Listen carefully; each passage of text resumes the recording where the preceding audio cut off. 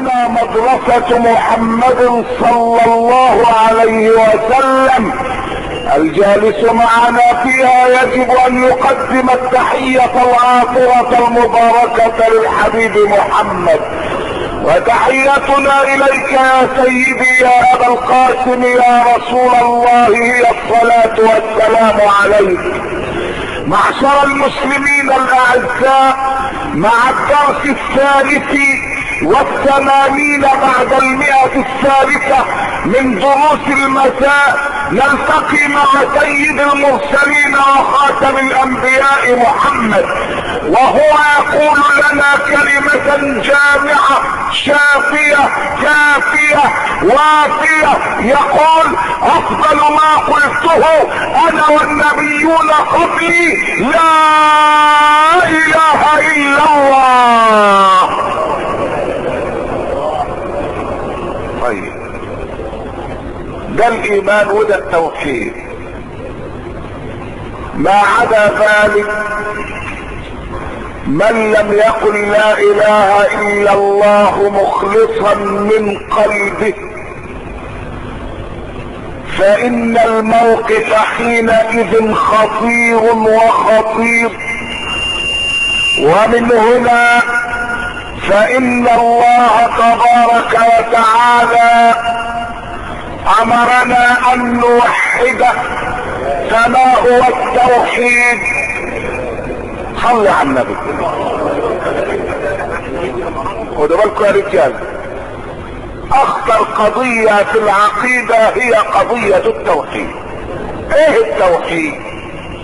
التوحيد هو افراد المعبود بالعبادة مع اعتقاد وحدته ذاتا وصفات وافعالا. خد بالك، افراد المعبود بالعبادة. اياك نعبد واياك نستعين. ده التوحيد. يعني لما تصلي لله، اما تزكي لله، اما تروح تحج لله، لما تصوم رمضان تصوم لله، لما تعمل اي عمل يكون مقصدك مين؟ الله. لما تستعين بالله، لما تتوكل على الله، لما تعبد الله، لما تسأل الله. هذا التوحيد. وايه كمان؟ قال لك مع اعتقاد ان الله واحد في ذاته. ذات الله واحد، واحد في صفاته، صفات الله واحد، واحد في افعاله، واحد في ذاته لا قسيم له، واحد في افعاله لا شريك له، واحد في صفاته لا شبيه له. لا يشبه احدا من خلقه ولا يشبهه احد من خلقه ولا يشرك في حكمه احدا، وليس له نائب ولا مساعد ولا وزير ولا معاون. انما امره اذا اراد شيئا ان يقول له كن فيكون. خد بالك. ولذلك مولانا سبحانه وتعالى بيبين لنا القضية دي بيانا شافيا كافيا. بيقول: يا ايها الناس، ما بيقولش يا ايها الذين امنوا ولا يا مؤمنين ولا يا اتباع محمد، وبيقول يا ايها الناس، يا خلق، يا ايها الناس اعبدوا ربكم. طيب، اعبدوا ربكم. طيب ماشي. ليه؟ الذي خلقكم والذين من قبلكم. شوف اول صفة، انا اللي خلقتكم وخلقت اللي قبلكم. فاذا كان غيري خلق يبقى لكم الكلام. في حد خلق غيري؟ يبقى لما يقول اعبدوا ربكم بيبين لنا حيثيات الحكم. نعبده ليه؟ لان مفيش غيره. ازاي؟ من الذي خلق؟ هو. اعبدوا ربكم الذي خلقكم والذين من قبلكم لعلكم تتقون. وايه كمان؟ الذي جعل لكم الارض فراشا والسماء بناء وانزل من السماء ماء فاخرج به من الثمرات رزقا لكم. شوف كم آية من آيات. الاول الخلق، وبعدين الارض اللي احنا عايشين عليها، وبعدين السماء اللي فوقنا، وبعدين المية اللي نازله من السماء، وبعدين النبات اللي طلع بالمية.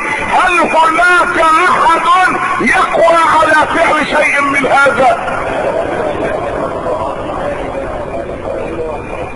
يا سلام يا سلام يا رجاله، بعد ما تكملوا الصلاه على الحبيب محمد. خلق وفرش للارض ورفع للسماء وانزال للماء وانبات للنبات. 5 اشياء لا يستطيع احد غير الله ان يخلق منها شيئا. وبعدين يجي في الاخر الايه تقول لك فلا تجعلوا لله اندادا. يا سلام، الند هو النظير والشبيه والمثيل. اللي عمل هذه الاعمال هل يليق ان يكون له شريك؟ حد خلق ده غيره؟ فلا تجعلوا لله اندادا شركاء وانتم تعلمون، يعني وانتم تعلمون انه لا شريك له، ملوش شريك. طيب وبعدين وان كنتم في ريب، بعد ما بين لنا قضية التوحيد وانه واحد لا شريك له، بعد ما توحد الله تقول لا اله الا الله، بعد ما بين انه واحد لا شريك له، جه على قضية النبوة. ما هو علم التوحيد بينقسم الى اقسام: الالوهية، النبوة، الكونيات، البعث. هذه ابواب علم التوحيد. الله واحد، الانبياء حق، الملائكة والجن حق، البعث بعد الموت حق. فبعد ما اثبت وحدانيته بين نبوة حبيبه محمد. قال وان كنتم في ريب مما نزلنا على عبدنا فاتوا بصورة من مثله. اذا كنتم بتشكوا في نبوة هذا الرجل الذي اخترته واصطفيته، هاتوا صورة واحدة من القرآن اللي نزل عليه. ولذلك واحد كان ايام النبي اسمه مسيلمة الكذاب ادعى النبوة، فعمرو بن العاص قبل ما يسلم قال اما اشوف الراجل اللي بيدعي النبوة ده ايه، وكان صديق لمسيلمة قبل ما يسلم، قبل عمرو ما يسلم. قال له يا مسيلمة، قال له نعم. قال له انت سمحت الايه اللي نزلت على محمد؟ قال له ايه؟ قال له ان كنتم في ريب مما نزلنا على عبدنا فاتوا بصورة من مثله. بيقول القرآن مش طالب غير صورة واحدة بس، وما قالش تكون قد صورة البقرة، لا ولو اقصر صورة زي ان اعطيناك الكوثر. ما تعرفش تجيب لنا صورة زيها عشان برضه نبقى عرفنا انك انت قدرت تجيب صورة زي اللي نزل على محمد. قال له طب ما كده اهو، استنى وانا اجيب لك صورة. هيقول لي صورة، قام يجيب صورة يقول لك ايه؟ يا ضفدعة يا مضفدعة نصفك في الماء ونصفك في الطين، لا الماء تعكرين ولا الشارب تمنعين. تعرف عمرو بن العاص قال ايه؟ قال له اشهد الله انك كذاب، ابن كذاب. انت يعني انت قصد الدليل على انك كذاب والله. يعني شوف قد ايه. قال انت اقمت الدليل عندك كذاب. مش ممكن حد يقدر يجيب، مش كده بس. يعني لو انت شلت كلمه من القران ما تلاقيهاش قطع غيار بره ابدا، مش ممكن والله. يعني انا هضرب لك مثال. ربنا لما بيقول على موسى وهل اتاك حديث موسى اذ راى نارا فقال لاهلهم كثوا اني انست نارا. انت عارف لو شلت كلمة انست ده ايه وجبت رايته او ابصرته او شاهدته ما يمشيش المعنى. فرق بين انست وبين رايت. تعرف لو كان قال رايت يبقى شاف النار بالليل بس وهو خايف مرتبك، انما كلمة انست يعني ابصرتها ولكن الانس والطمأنينة في قلبي، يعني رآها رؤية مطمئنة. لو شلت كلمة آلات حطيت بدلها كلمة يختل المعنى ولا يمشي المعنى ابدا.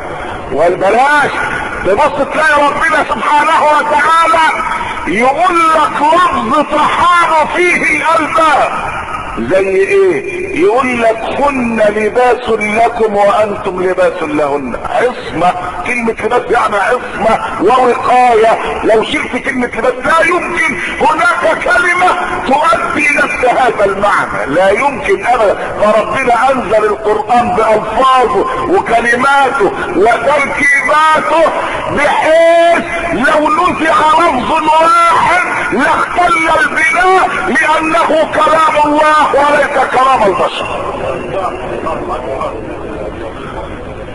ولذلك تعجب للقرآن الكريم، تبص تلاقي واحد يقف قدام آية من آياته يتوب. يعني واحد فايت بالليل لقى واحد بيقرا الآية والسارق والسارقة فاقطعوا أيديهما جزاء بما كسب نكالا من الله. الآية بتقول والله عزيز حكيم. قام اللي بيقراها قال والله غفور رحيم. قام واحد فايت بالليل أعرابي لا راح كتاب ولا قعد عند مدرس، خبط عن باب قال له يا فلان، قال له نعم، قال له عيد الآية تاني، قال له شعرفك ده بتاع اعرابي، قال له مش يمكن ابدا تكون في اخرها الله غفور رحيم. قال له ليه؟ قال له لانه لو غفر رحم فما قطع ولكنه عز فحكم فقطع. الرجل رجع للمصحف لها والله عزيز حكيم. قال له جزاك الله خير. قال له مين هيقطع منه الغفور الرحيم؟ ده الحكايه في سكينه. زي الحرام اللي دي سيدنا عمر هيقيم عليه الحد. قال له يا امير المؤمنين يعني خلي النبادي سماح، ده انا لاول مره اسرق، يعني فوتها النبادي ده سماح. تعرف عمر قال له قال له والله لو كانت اول مره لسترك الله. ابدا، ده ما دام جبت هنا يبقى ده تحت السمكه وديل، مش اول مره ابدا. فصار ام السارق ابنك ده ترك مرة، قالت والله يا امير المؤمنين هذه هي المرة 18. فمن فات بالوقت خطير، اتى بالثوابت فطرة.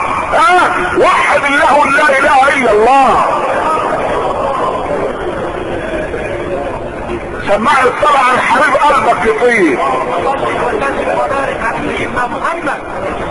ولذلك انا ما زلت اذكر في مرة رحت مسافر في بلدي لما كنا طلبة في كلية اصول الدين، وحان وقت العصر